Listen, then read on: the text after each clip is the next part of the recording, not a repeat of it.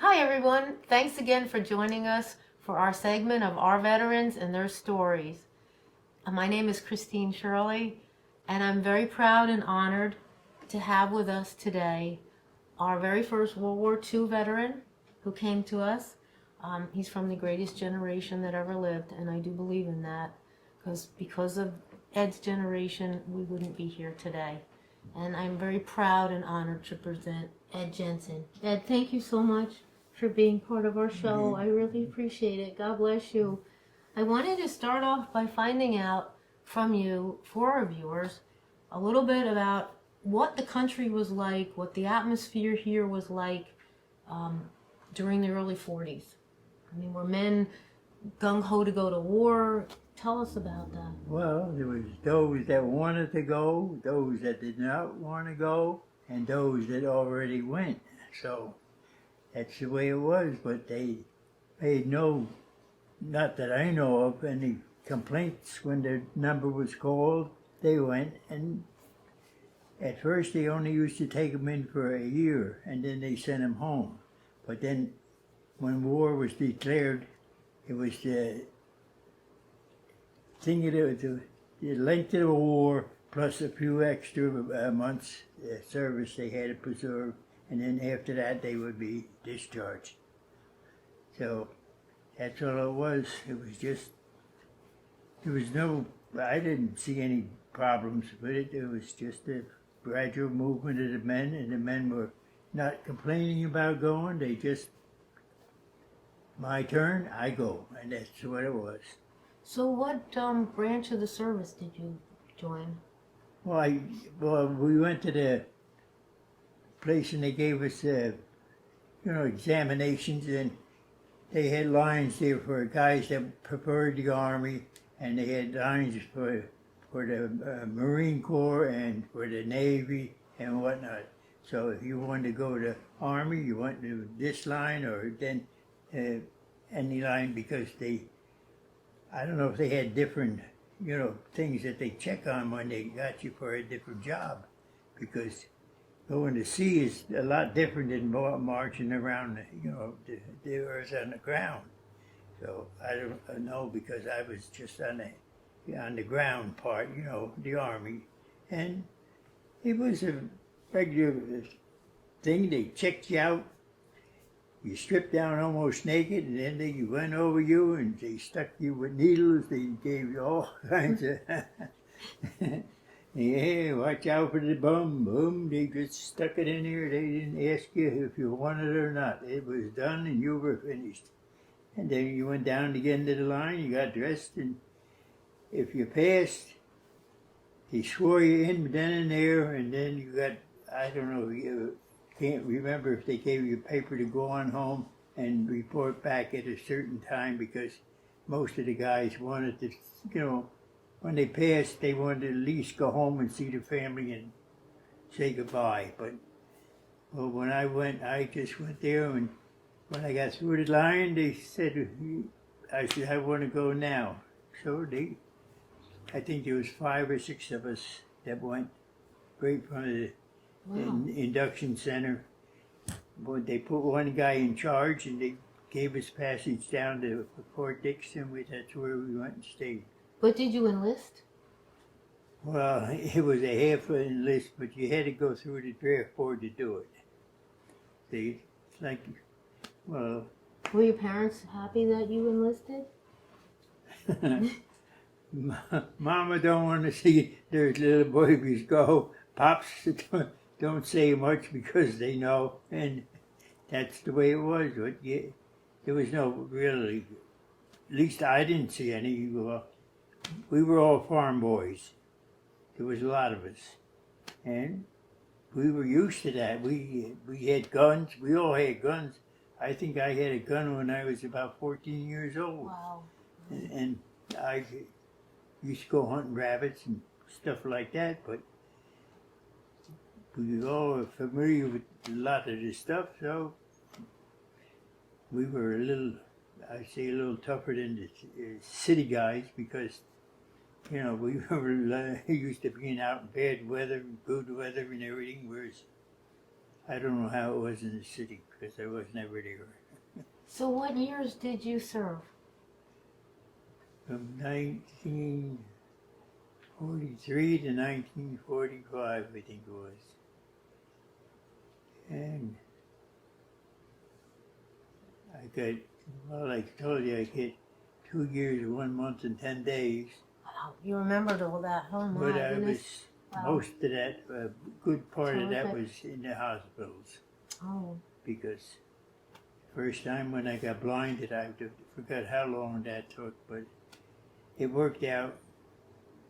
Then when I went back to the area, the guy in charge, he took me outside and he was giving me a talk. And I knew what he was leading up to, so I was ready for him when he opened his mouth. He wanted to send me home. was this during boot camp? No, this was, well, yes, training And where did you train at? at Fort Devens, Massachusetts. Okay. They had a new unit that was opening up, and that's where it was. So I told him, I know what you want to do. You want to send me home? He said, yeah. I said, no, I'm not going. And So, how did you get hurt? well, that's it. See, when we were in the new unit, they didn't know what we were good for as a thing to do. So each man get so many days he would like drive a truck. Another 2 days he'd be working in the cooking, a little bit of this, a little bit of that on everything, and somebody's deciding which spot you were good for. So I was in the spot now for driving a truck, but they needed a truck driver. They were taking some guys out to use dynamite to blow up a house that was in our area, but it was condemned. And we unloaded the fellas, and they went about their business, and they told us to take your trucks and go up there and set and park, and when we want you, we'll give you a whistle, and you come on down and take us back to camp. So there was 3 of us with the trucks, and I wore a metal helmet because I figured if that's what I gotta wear when I go overseas, I'm going to get used to it. The other 2 guys had plastic liners, and they didn't want to wear them. So we were sitting there talking, and they were watching them blow up this stuff, and all of a sudden we kept hearing stuff that was coming towards us, and we were sitting down, so I just laid down, and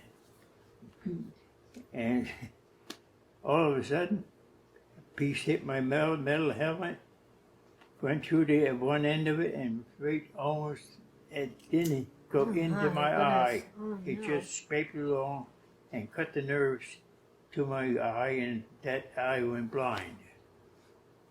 And they took me down to the hospital and wrapped me up, and they took very good care of me. And after a while, they said, "You're okay, go on back to your unit," and that's when they started talking on this. And I think we have a picture of you here, which we can show everyone. And there is, as you can see, what Ed's talking about. You can see the picture here of the cut that he had in his eye. Well, I talked to a sergeant there. He was in the Army a long time, and he said he saw a lot of cuts and wounds, and he says, "It's a scar. I figure what they're going to do with that." And he says, in this time, you would hardly even notice that it's there. You can't see it. No, No. you can't see it. If I didn't tell you I had it, you probably I would wouldn't. never have known. You wouldn't know it. But can you see now from that eye? Can you still see? I can look at him standing there. I see his from knee down, and I can see you all the way. But I can't. You're a person. You're not. You're not a. I wouldn't be able to find you if you got lost because I couldn't see you. Okay. I see. Yeah. So, excuse me. This had occurred, and then at that point, did they train you specifically in any, as a rifle person or in any Well, different? all of us that went through this, at least I was in there. I had to shoot almost every piece of material they had, like the bazooka, yeah, grenade. It looks like a bazooka. Yeah, and the machine guns and everything. We had to take a few shots at it. They had a car parked out in the field, and we shot at that. Sometimes we hit it, and sometimes we didn't even come near it. So, Well, you told me that this badge that you have was the most important badge that you have on the table. And why don't you tell us a little bit about that? well, that's the combat. I don't know what they call it, but anyhow, that's the only thing I really did myself. Nobody else could win that for me, like I say, for the gold medal. Somebody had to shoot me for me to qualify to get that. I should did everything with that I did, not that somebody else did. I mean, I feel as though I stood on my own when I did it, and when I used it, I used it.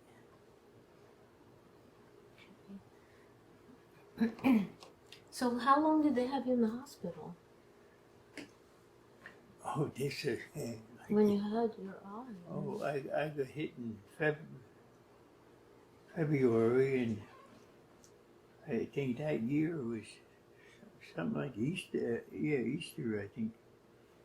And then by that time, I was well enough to come home. But did they notify your parents and let you know? Yeah, oh, yeah. Well, I had to. One of the letters? Yeah. Okay, tell us about that, Ed. When your dad came? Yeah, oh, yeah. When I was up there in the hospital for the eye thing,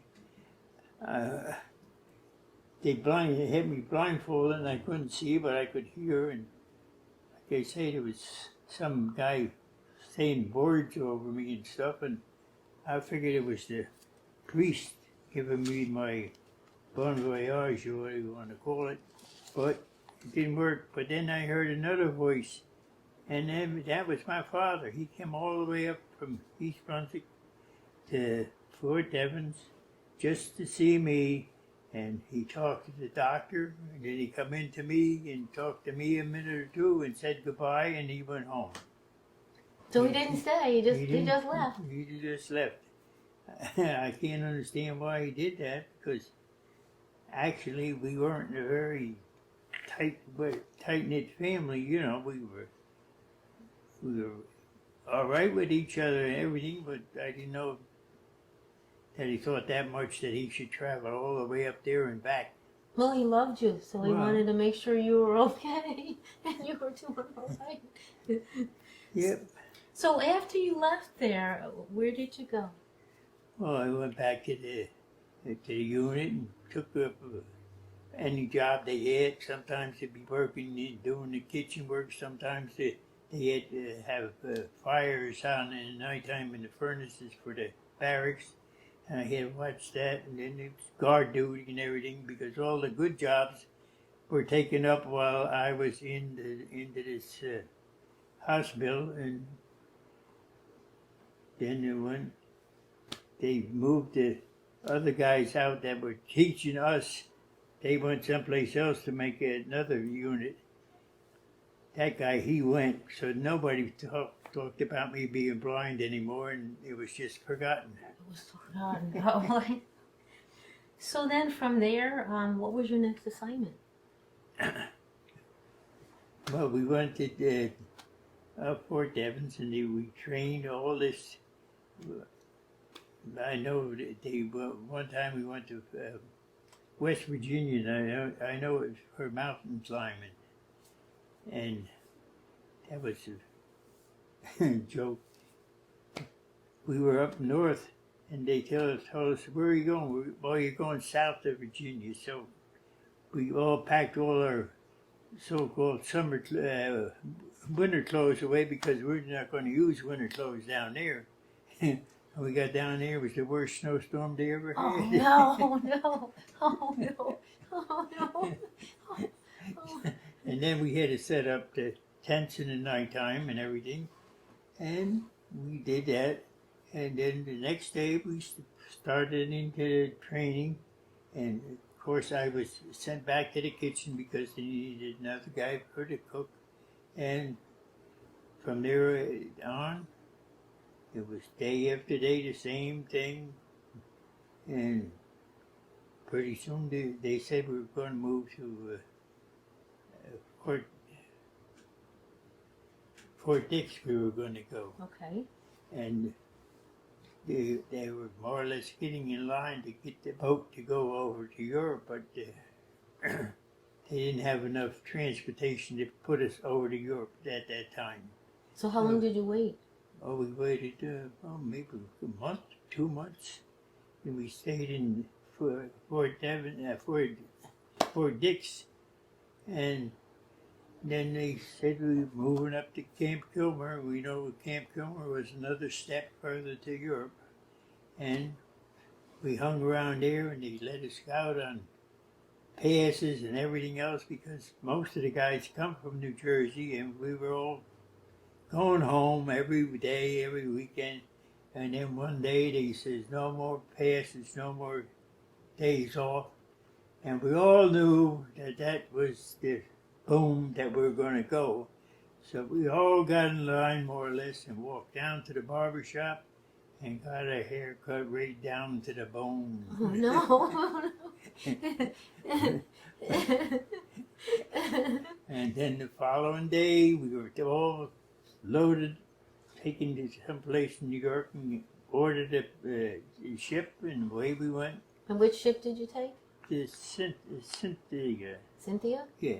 Is that an American ship or was No, it that's the British ship. British ship? His Majesty's ship, Cynthia. So the British ship came to the United States Oh, to yeah. take the Oh, yeah. soldiers. Yep. It took about 14 days, I think it was, to get over there. And you were telling me a little bit about in the bottom of the ship? Yeah, oh, yeah, in the bottom of About? the ship.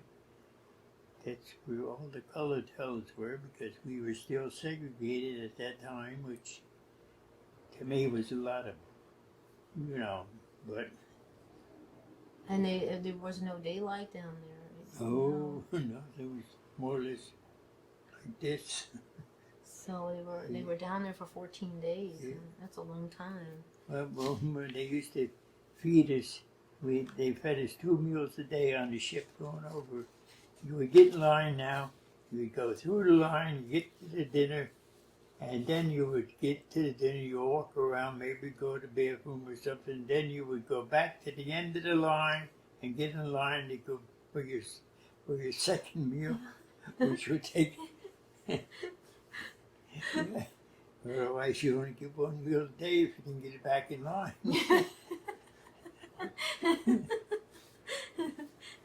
So where did they bring you now that you were Well, on the Cynthia? we landed in Liverpool, England. And when the ship saw land, they almost tipped the darn boat over because everybody ran to one side of the ship to see the land. And then they rang a bell or something, and that meant get back to stations where you belong.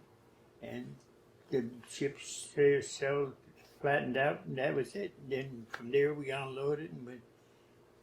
How many soldiers were on that ship to make the whole ship tilt? Yeah. I don't know, but we slept inside. We slept out on the deck all night long because there was no room in the bed at the inn, you'd say. And so they had you sleeping right on the ship, yeah, on the deck, yeah, on the deck. outside. And one day I woke up. One morning I woke up, and I was the only one laying on that ship. They all ran inside because it was pouring like all hell. Oh no! And I was sleeping because I. You didn't hear the rain? Oh no! Yep. They left you behind. Yep. Oh no! And then from there we went to France, and then after France we went to wherever they were taking us. And So you went to France? we went to France as far as Do we know. Do you remember where in France you went? No. Was it St. Lo, I think you mentioned to me? No, No? I don't know. I wouldn't say where we got. I know they said it was France. So how of us, we don't know. And one thing, they were taking us out of, I can't remember if it was a bus or a truck, but I think it was a bus.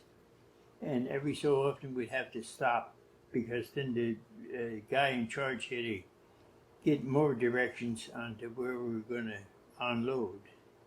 And they told us every time we stop, you guys get out of this bus and start digging a trench. And they said, why a trench? Because in case the Germans are close enough or whatever, you got to be down under the ground, otherwise you get hit. Makes sense. And well, we did that 2 or 3 times. And this one guy, he moaning and groaning about this. We don't even get it down a foot. And we said, oh, they told you dig, we dig. So we're out there digging this one day. And there comes a lone airplane going flying overhead, and all of a sudden he goes something like this. German! And we saw the markings on the airplane. He strafed it all along the whole line, but they finally, further down the line, they got him, and they shot down the plane with they had high-powered, machine guns or something. Wow. So the next day, this kid that complained all about this digging, he was still digging the next day. He could have been in China in another half hour, for God's sake.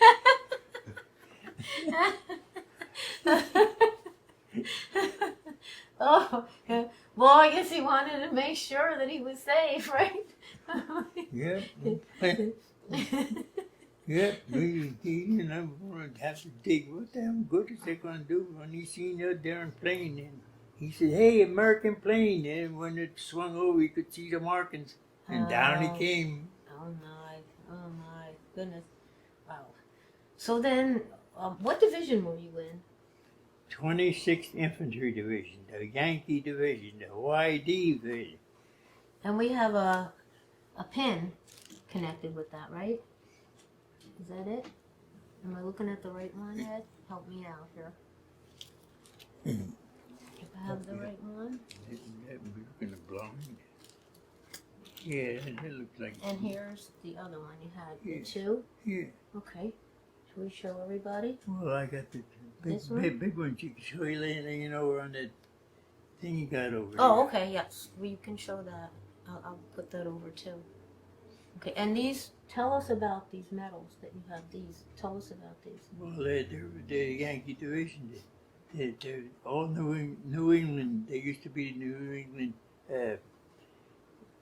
Guard. And during the war, they drafted them right into the army. And these are the most special thing you absolutely needed here. These are your original dog tags. Yeah. Right? Okay.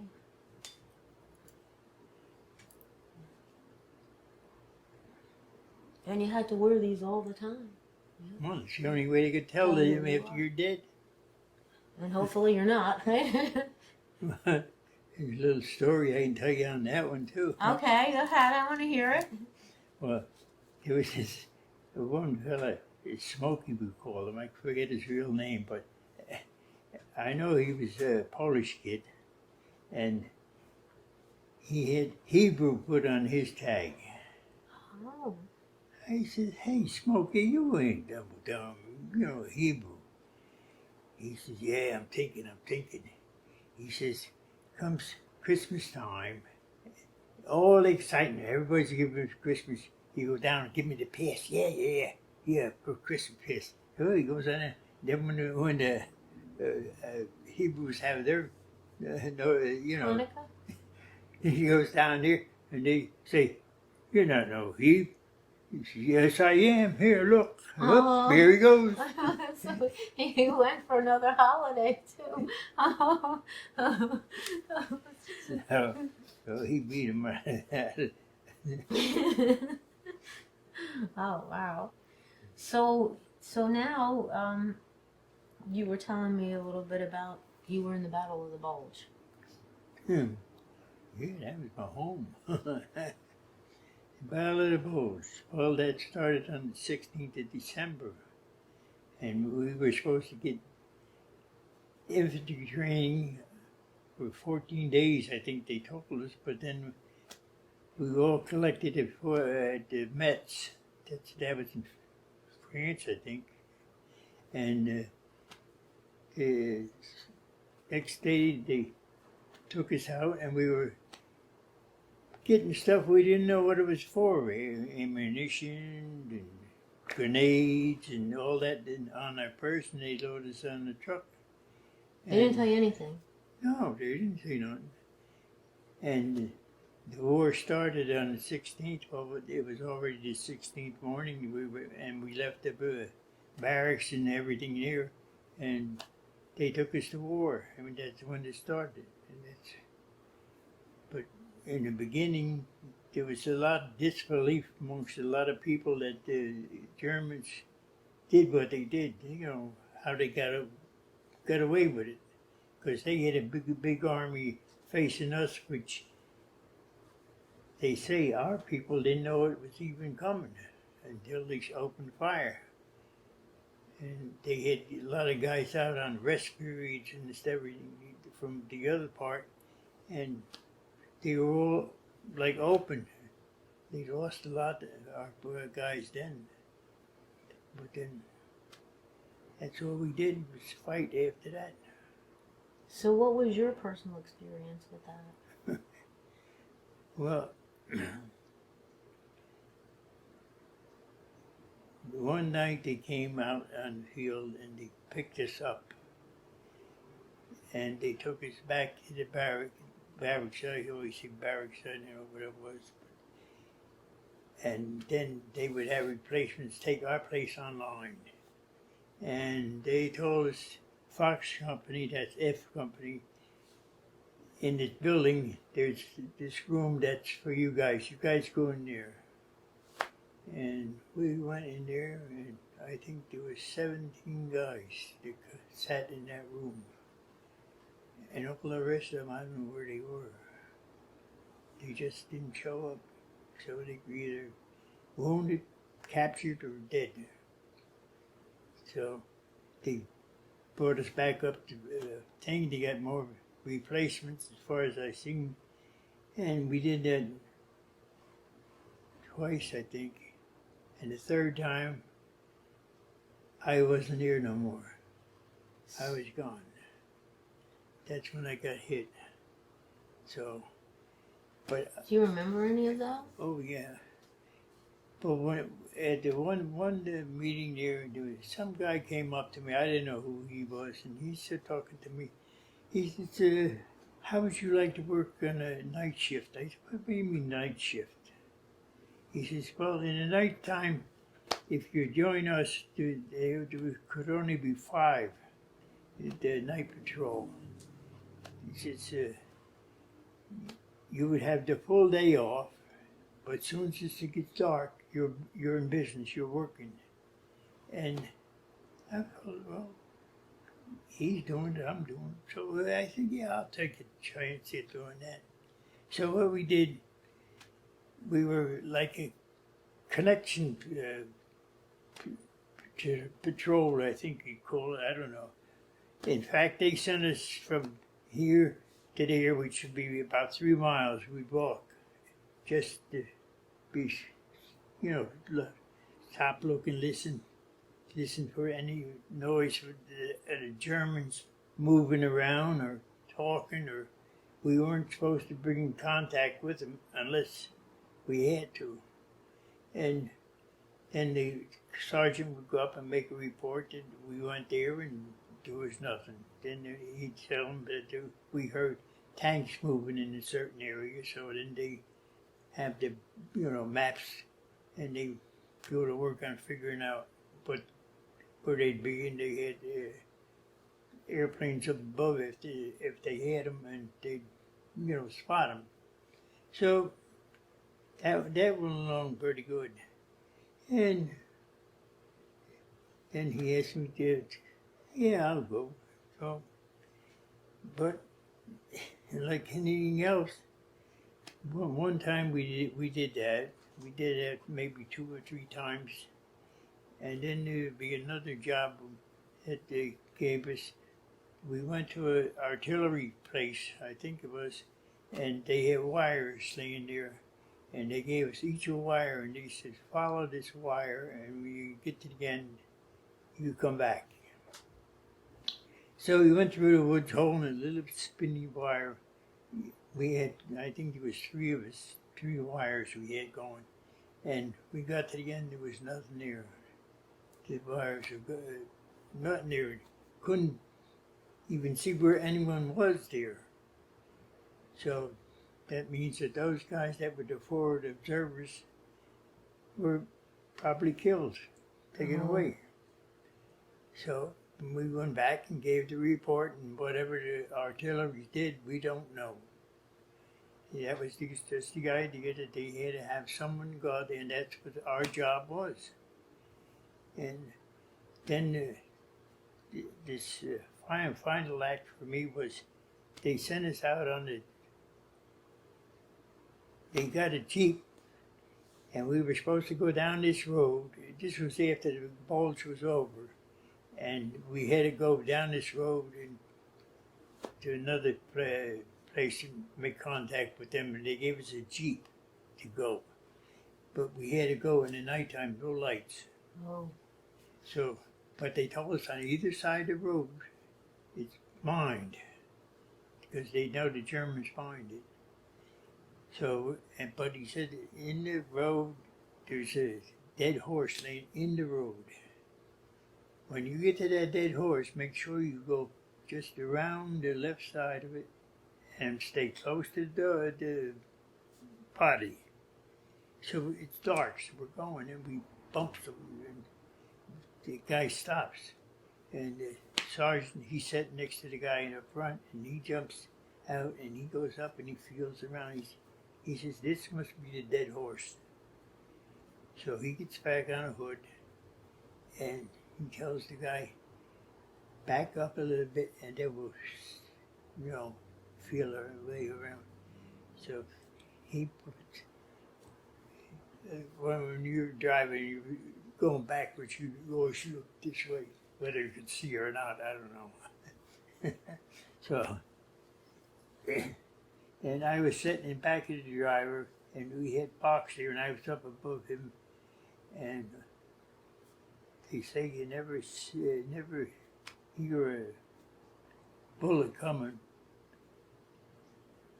I didn't hear that explosion coming either, but I saw it. It come right up my leg here, ripped the hell out of it, and threw me. I don't know how far I was out in a minefield. And I don't know if I was knocked out or what, but I looked around and I said, what the hell am I now? And by that time they had him up there picking up the driver because he got it right in the face. Oh, no. So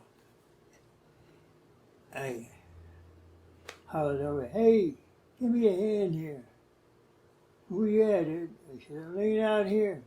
You go, you get him in by yourself. You're in a minefield. Nobody's going in there to get you. No. Oh, no. I said, holy shit.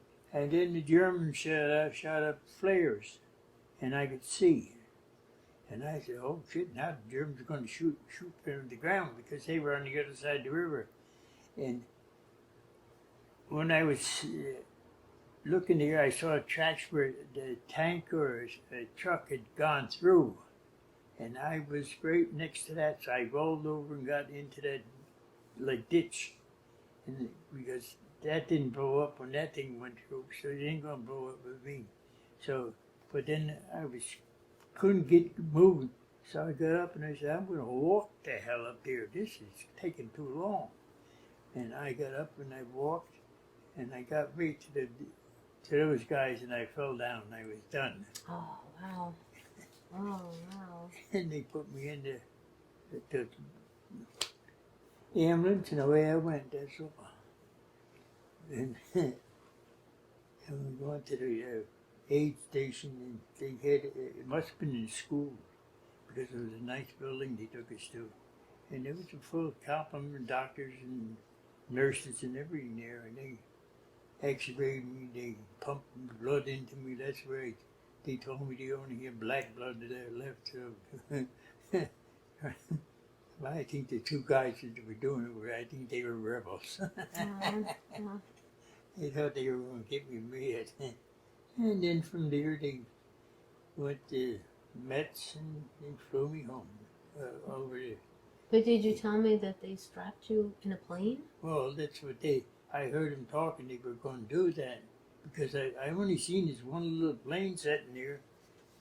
And Was it like a propeller plane or Yeah. a prop plane? yeah, So they took you and they actually strapped you to the outside of the as plane? far as I know. Because I woke up I was in Paris when I woke up. And then from there, they flew us in a big plane over to England, to the hospitals, and they left us there. So how long were you in the hospital? Well, I went in first week of February, as it was. And that year, I think Easter came. I don't know when Easter came, but that's what I went by. It was close to Easter when they moved me out of there. And they notified your parents? Oh, that was notified here a long time before that. And they,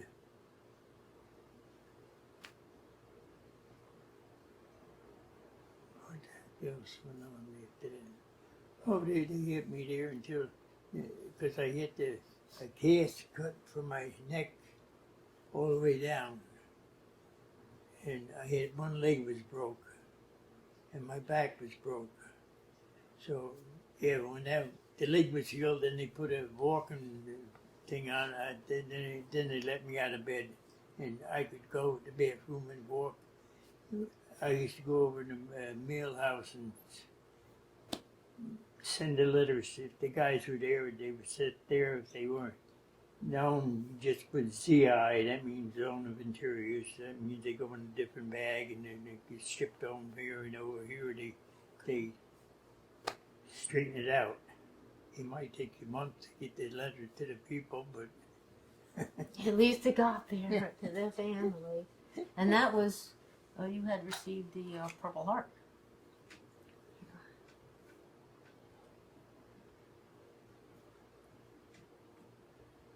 And this was for being wounded. yeah.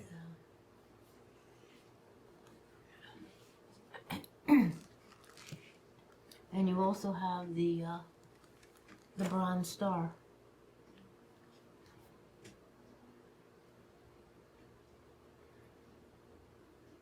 Now you showed me some pictures here that were of people that you met in France. You told us a little Oh, yeah. story about it. Yeah. You want to tell us about this? No, we stayed. We were in their area when we had a water station, but then it was, And the lady you knew, and these were her kids? yeah, I think well, you there's a told whole me. family. There's a husband here too, Okay. and a couple of GIs.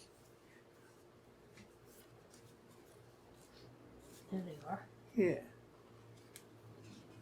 And this was a family you met in France. Okay. Oops. Now, let's see. Are you in this one, Ed? No, Not in that picture? that's just the boys. Some of the guys? And there's a horse in this picture, too. Now, these were in France now, right? Okay, and how about these? Are you in one of these? No, I can't even see them. There's some more friends. No, it was just the guys that.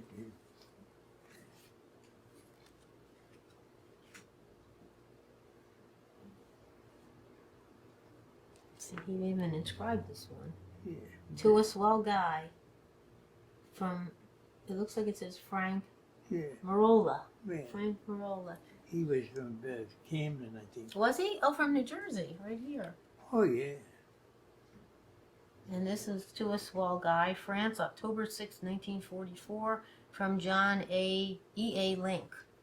Then he was from Lowell, Massachusetts. Did you ever stay in touch with them at No. all after you got out? No? And he wrote, a guy who turned down a discharge Well, that was, from E. Sharnock, yeah, Tangier Island, Virginia. Angel Island, Virginia. That's the guy when he found out I didn't take that discharge. The guy wanted to give me over in he would offered to him. He would have been gone even before the guy stopped talking to him. Oh, jeez. Oh, no. Now we have some other articles here. And I know you told me about your brother. Yeah. What happened with your brother? Which brother? Your brother Henry? Yeah. Yeah, well, that's the picture I got over there, Hank. Okay, we're going to show that too. Tell us what happened with Henry. Same thing. He was a farm boy. He got killed. He got killed in the hedgerow section. What does that mean? Well, over there, for years, well, they were there long before we were here. When they plowed up a field, if they found a rock, they took it, laid it over on the side, and pretty soon the built like a big thing, and the trees grew in there, and bugs and everything you couldn't. So they had to get from this side to the other side to keep on going, and as soon as he got to the other side and sat down, there was a crowd sort of further up, nailed him right there. I'm so sorry. I'm so sorry. And this was an article, you said that they accidentally put your picture in. Yeah. Instead of that you had passed away, but it should have been your brother's picture in here. Yeah. Okay. And this looks like, let's see what we got here. Because we have a picture of your brother here. You showed me. I'd like to take it out. Show everyone. Let's see if we can find it in here. Tell us about this book. Britain's Homage. Yeah, it's from England. And they sent it to my mother. And it explains everything on it, inside and outside, for every GI that was killed in that went through England. It says here, Private First Class H.W. Jensen, U.S. Army, in memory of him. Yeah, So they sent this to the families. yeah.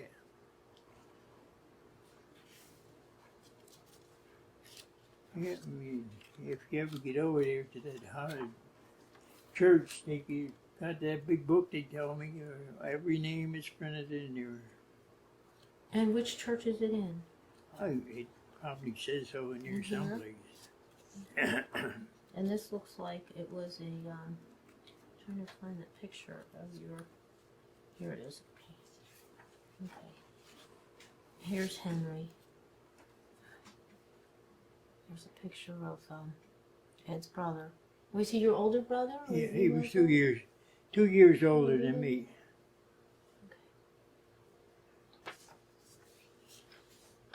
And this looks like the War Department, General's Office, Washington, D.C., on May 18th, 1944.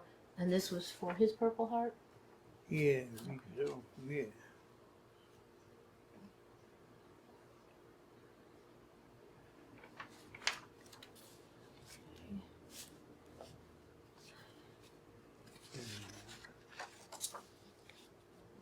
Any other memories of that, of happening? You know, anything that happened back there? No? Nope, Anything else that you could think of? didn't see it.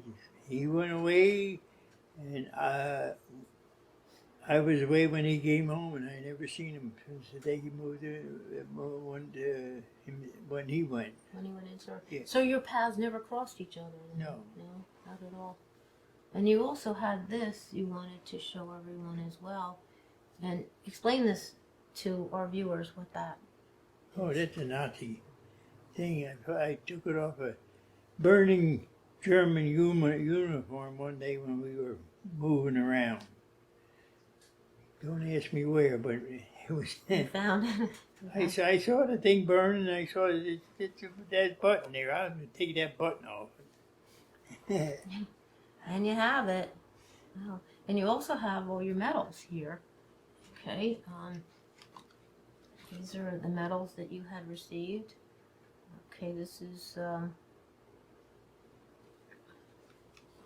and these are all from World War II. World War II. Everything's World War II. Yep.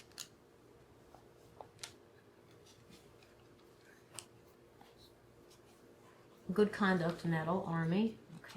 Okay. One. Okay, and this is the other one. This one is the Middle Eastern campaign that Ed had gotten.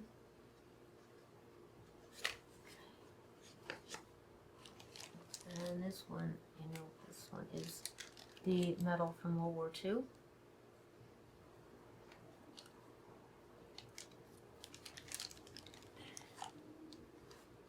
And this one is, when did you get this one, Ed? The Distinguished Service Medal. It's probably New Jersey. This is from New Jersey? Yeah. How long ago did you get this one? Oh, that was something that we sent away for over here. You did? You sent it Yeah, I home? got application form now.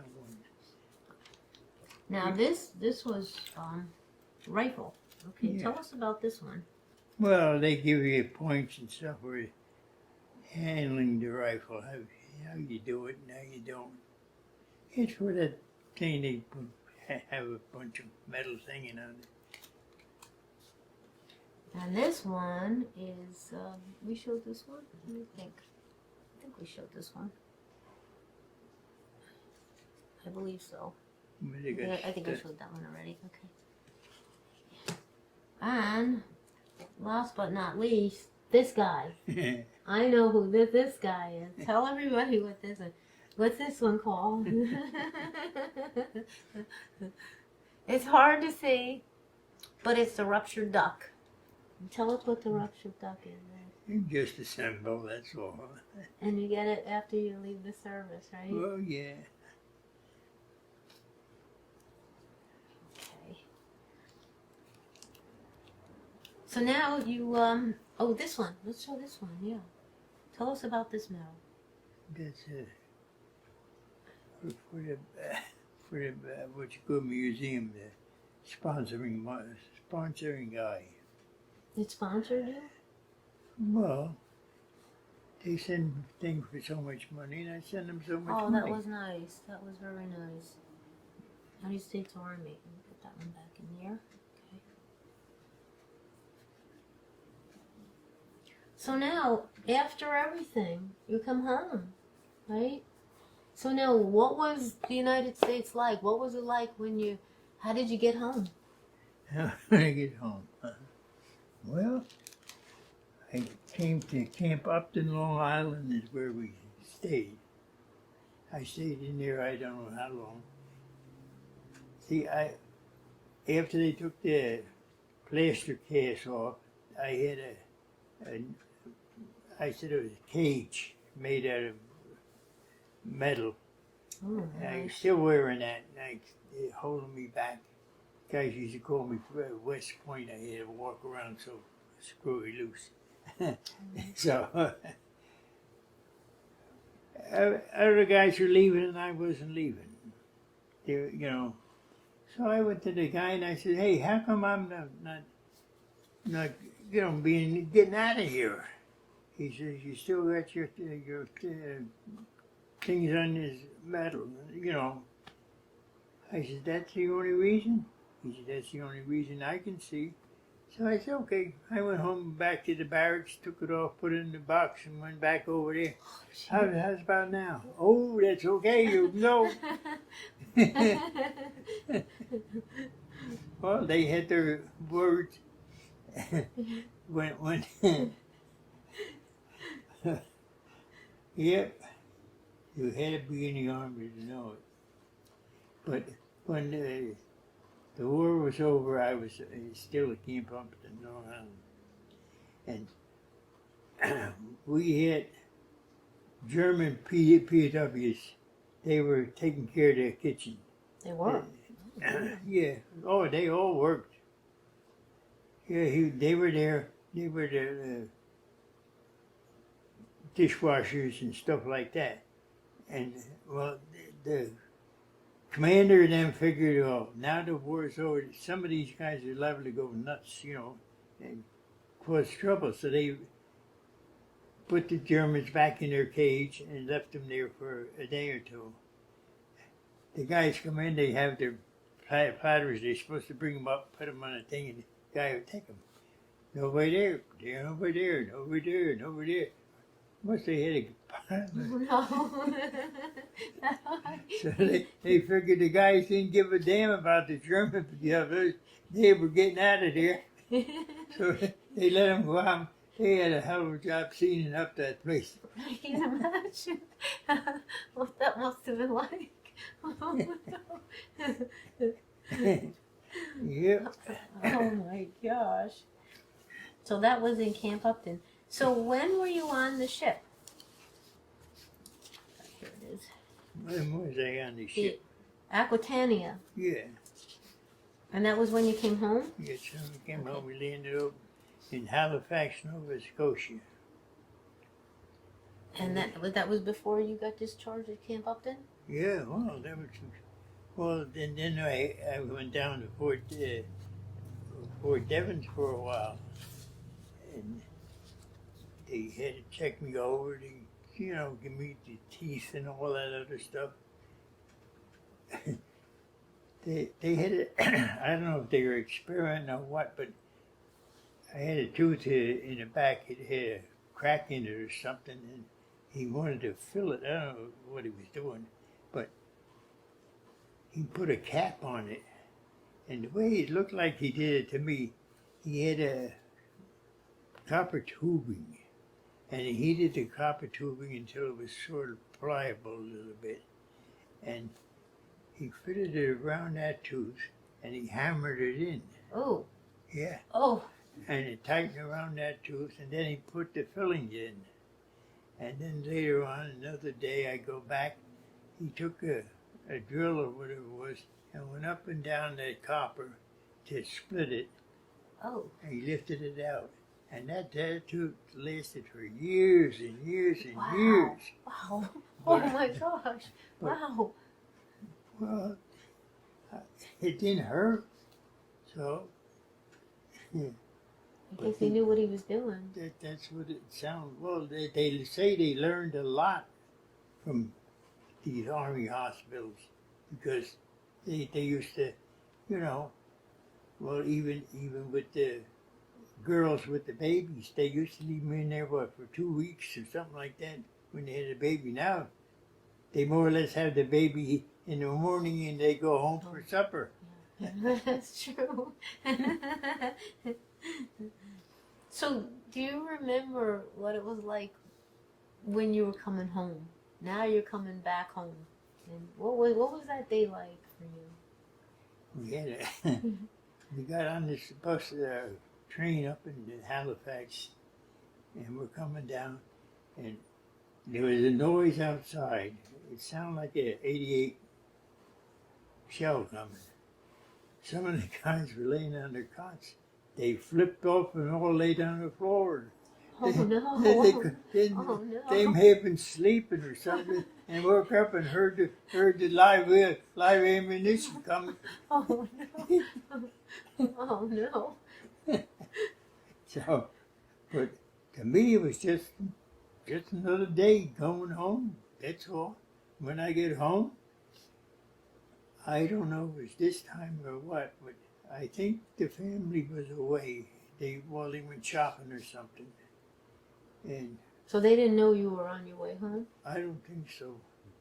So I get home, and the first time in my life, our house is, the doors are locked. Oh no! Oh no!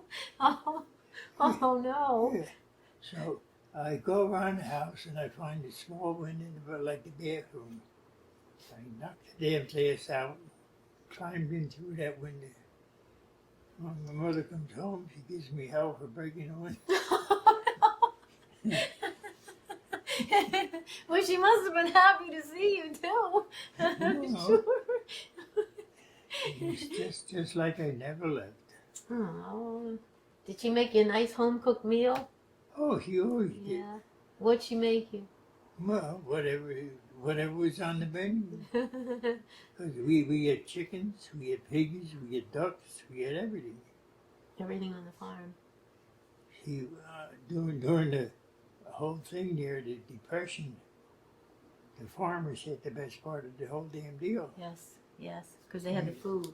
See, my wife, she lived in New Brunswick, and they didn't get no food. They didn't do this.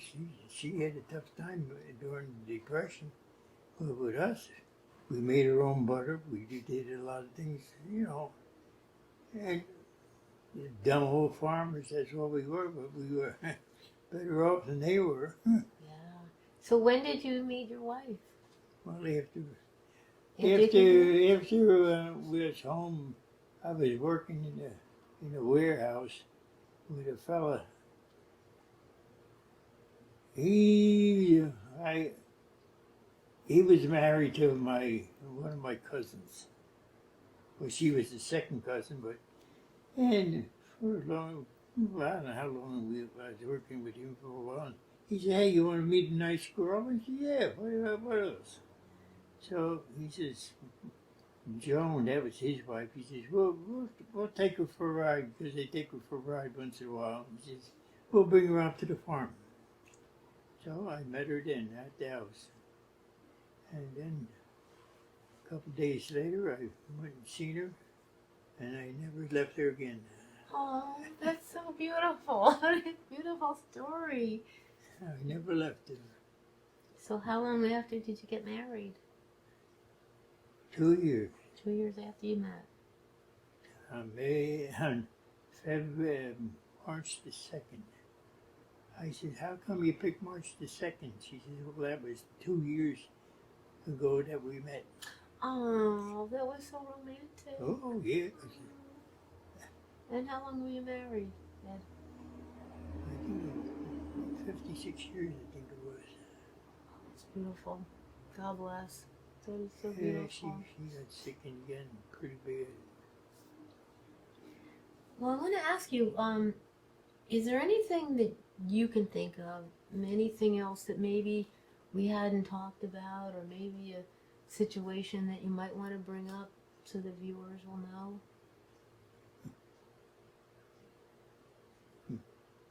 Well, You're thinking, you're laughing. well, this I don't know exactly when it happened, but I know this was in the nighttime, we were lined up in a picket line, I guess you'd call it. And then all of a sudden, some guys out in the field is screaming for help. And this was where? In Germany, I think it was. And somebody's hollering, and another guy in ICE says to the sergeant, we'll go and get him. He's like, hell you will, you're not leaving here. And I said, why? He says, the Krauts probably might have somebody out there because they speak better English than we do, some of them. Oh, wow. And if you go out there, you'll be taken prisoner or shot or killed, you know. So we figured, okay, we knew better. And sure enough, the daytime comes. When they went out and got him, the guy was still all right. And it was him hollering, but, you know, He made it. if we would have went and got him, and the same guy, I knew he come from East Brunswick, but I knew his name because he told me about where he lived. So I looked in the phone book and I saw a name, and I called up, and it was the mother, I guess, and I told her who I was and everything. I says, "Do you happen to have a son named Joseph?" She says, "Yeah, you want to talk to him? He's right here." Oh, wow. Oh. I said, "You mean that somebody got home ahead of me?" He made it before you did. Yeah. Yep. Well, that's one thing that I remember. Wow, wow. So, the organizations that you're a member of now, which ones are they? Well, the only one I really go to is the Purple Heart. Some of the other ones there, they do too much politics. How long have you been a member of the Purple Heart? Well, I was in there when they were in Milltown. They used to be in Milltown. Then when they moved away, I lost them. But then I forget how I got them back again. But I heard they were having this thing, so I went there. There they were. Do you remember how long you've been a member now? Well, the wife was still here. She's been gone 10, 12 years. So more than 12 years. Yeah. Wow, that's wonderful. That's wonderful. Yeah, Joe was a young man then. Oh, he just.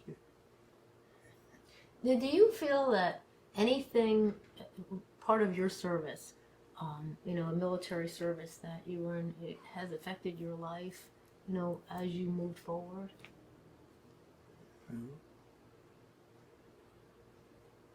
Well, you hear a lot about guys.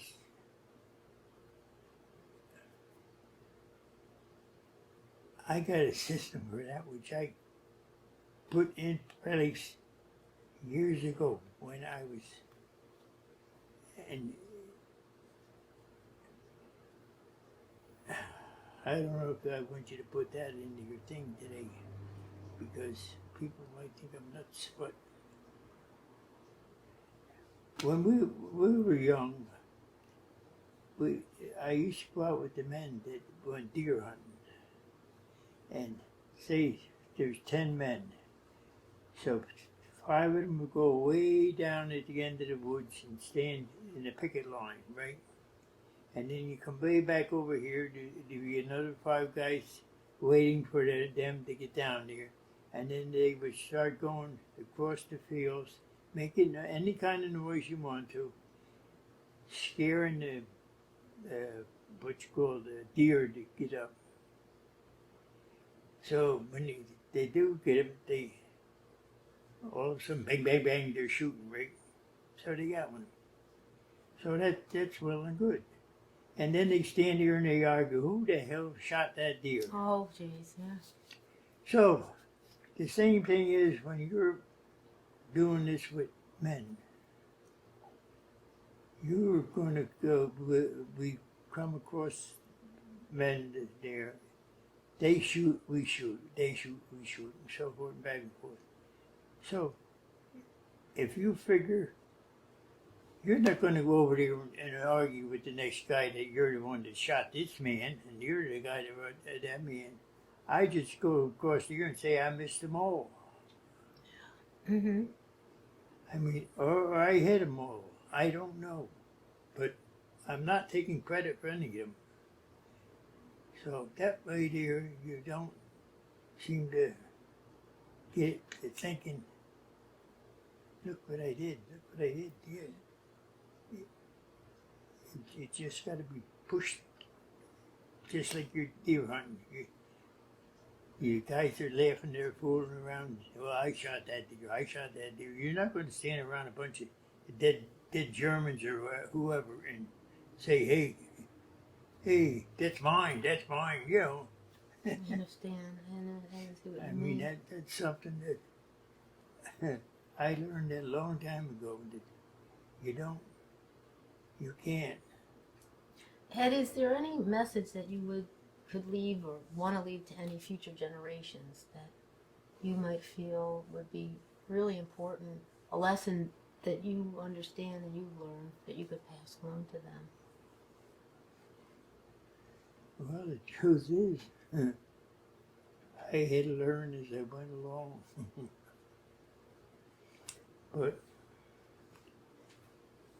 I'm not a philosopher or anything like that. It's just, it had to be done, and I had to do it. Okay. I took one prisoner one day. He come out to me, hey, and he started giving me his watch. He give me this, and he wants to give me his wedding band. I told him no. Nix. I'm gonna take your wedding band. I mean, that's yours. But probably the next guy he's collecting. Could be. Take Could well, be. it's gold. Could be. But I figured a wedding band is important to a person that, you know, because that thing there, anybody could use that. Use that on a dog collar for all I know. Yeah, but it's special. I understand that. Well, Ed, I really appreciate you coming on the show and sharing all your stories with us. It's just amazing. You're an amazing person. I mean, you're one of the greatest generations that lived. And if it wasn't for people like you, we wouldn't be sitting here, any of us. And I thank God for you and your generation, and I really appreciate it very much. Thank you, Ed. God bless you, Ed. Thank you so much for joining us once again for our veterans and their stories, and we thank Ed for everything that he has shared with us today, because we truly appreciate it, and he's has so much to tell us, and we look forward to seeing you all again next time. Thank you so much, and God bless America. Now finish your job and put all the things back in the. Don't make me.